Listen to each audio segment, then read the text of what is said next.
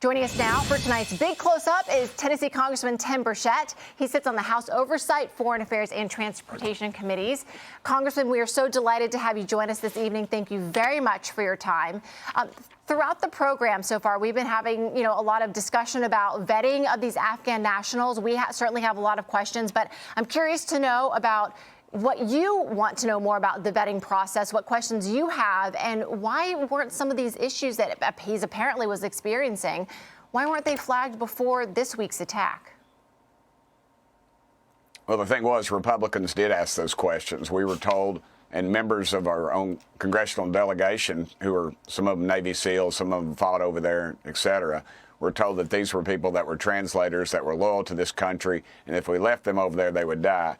But apparently, as has happened so many times under the Biden administration, or I like to call the zombie in chief, who was very much asleep at the switch, that there was no vetting process whatsoever. They were brought in here.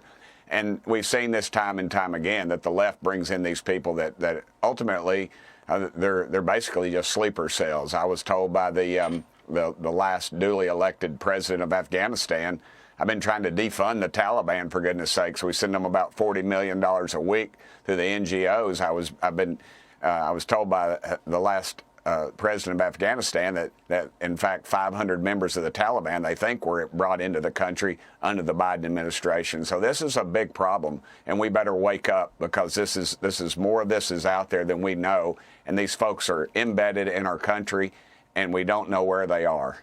Congressman, with all due respect, I think we're taking our off the important part here when we start relitigating how we vetted these people. I mean, it was explained to me they could have been vetted very well. That doesn't mean they're not still extremely vulnerable to being flipped once they got here. I mean, we're talking about people that were given all kinds of government assistance for a couple of years. That goes away. Now they have to work and pay taxes, and they thought they were getting a free ride.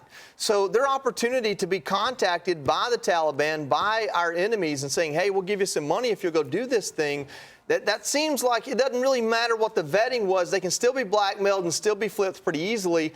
We're not talking about a couple hundred. We're talking about upwards of the estimates I've seen are from 10 to 30,000, and some of these trained to be commandos. I mean, it seems like there needs to be some legislation today that reevaluates this, puts these people detained for a while, do something to get them off our streets. Well, Trump has already said that we're gonna stop just the immigration, actually, and that's what you got to do. It's like a leaking boat. Some people want to plug the hole. Some people want to bail. We need to patch the hole, and we need to start bailing then. Yeah. We've got a huge problem, and we know it. I mean, these folks are here. They're military age.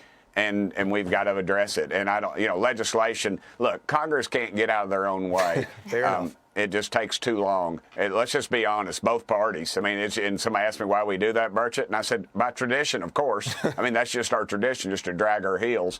And the K Street lobbyists, look, one thing you got to remember, too, is who's funding these groups when they get here. Yeah. A lot of these groups are funded through NGOs. And NGOs, non-government organization, that's a poor name for them because you're American tax dollars. In Afghanistan alone, we know of at least 1,000 that are funded through American NGOs. And then if you add the United Nations, which is another disaster, it's a calamity waiting to happen. And I agree. These folks are everywhere. It needs to be legislation is great, but we need an executive order, I think, to jump in on this thing in a hurry, because Congress will, again, wants to drag its feet, and then we'll be looking at another bright, shiny object down the street next week. Yeah. Congressman, in terms of where we go from here, is Congress going to launch any sort of investigation looking into Operation Allies Welcome going forward, and how things came to be this way in the United States?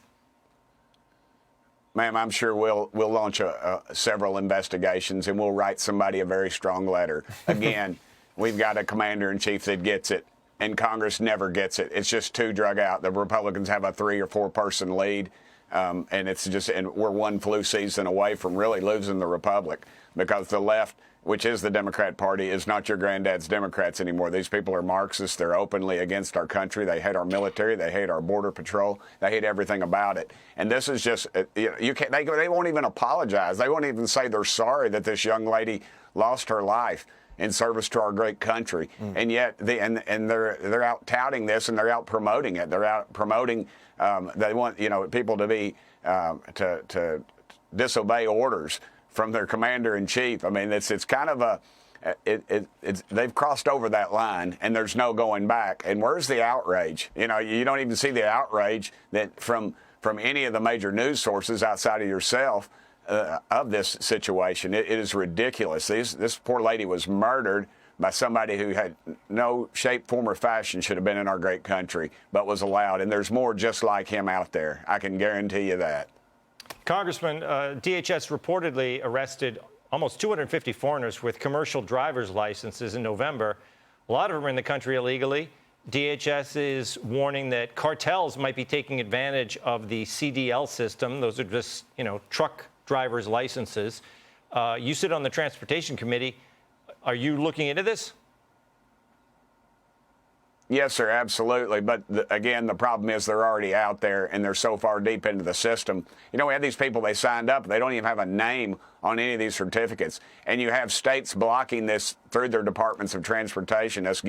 You can't audit them because they won't give it. You got 24 states that are blocking anything we have to do with any of the Medicaid fraud. So look, it's a big problem. And the problem basically is it's on us. When 12% of the population goes to the polls, 45% of so-called evangelical Christians don't go to the polls. 30% of gun owners don't go to the polls. We have 12% of the population deciding who is elected, who's our judges, who's in Congress. It's a nightmare. Folks better wake up or we're going to lose our dadgum country. And this is not some conspiracy theorist. This is a reality. Reagan talked about losing in one generation. We could lose this country in one vote series. If the Democrats were to take over in the House and the Senate, that would be over for this country right now because they have sold their soul to the devil. And listen, they don't care. They don't love this flag. They don't love our country. They don't respect our borders.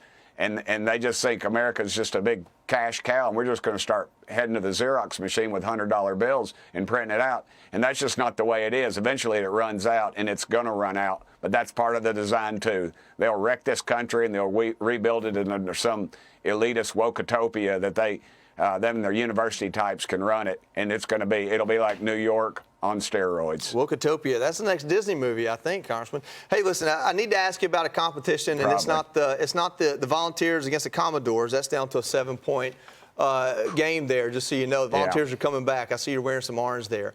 But before you go, I want to ask you about the special election. I just left the game. Well, we'll get you back to it. The special election between Matt Van Epps and Afghan Ben. So a recent poll shows that Van Epps, he's up by 2 points, but it's close. It's real close. This is a Republican seat. This is a Republican district, supposedly. She gave all these comments trashing Nashville. And, I understand some frustrations with the people that moved to Nashville, but that's not what she was talking about. Where do you think this race goes? Why is it so tight? And what does it say about Tennessee? Well, her trashing country music, next thing you know, she'll trash Ric Flair and I don't know who else, maybe Charlie Daniels' band, I'm not sure. But look, she's a homegrown Marxist. She was educated right here in Knoxville, Tennessee, and is running in Nashville. We better start paying attention, Republicans. We're always worried about all the folks that move here from Chicago or New York or Los Angeles, whatever. They're refugees. They're trying to get out of that mess. They know how bad it is. They don't want it here. Yeah. She was educated right here in Knoxville, Tennessee at one of the elite private schools. And now she's in Nashville, Tennessee, and she's a Marxist. And they pumped a ton of money into it. And why did they do that? Because they know Republicans are asleep at the switch. Again, 12% of the population goes, and it's whoever has the best ground game. I don't know anything about politics anywhere in the country other than in Tennessee. And, brother, I know Tennessee.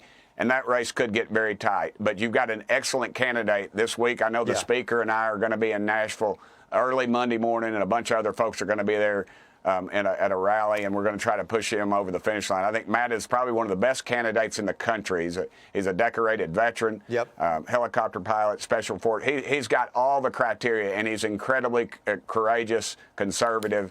He's articulate. He is the type of candidate we should be pushing. But again, it's a special election, an off-election year. Republicans, we cheer. We elected Donald Trump, we go home. We don't care about Congress. We don't care about Senate. We don't care about school boards or anything else. And this shows the Democrats they've got a good ground game there. They brought Kamala Harris in for a reason, because it's close and they know it. But I think Matt should win. Congressman, one Republican that's not asleep at the wheel, I think safe to say, is Congressman Tim Burchett. Thank you so much for joining us. We want to get you back to your game. We'll see you very soon. Hey, Sean Hannity here. Hey, click here to subscribe to Fox News YouTube page and catch our hottest interviews and most compelling analysis. You will not get it anywhere else.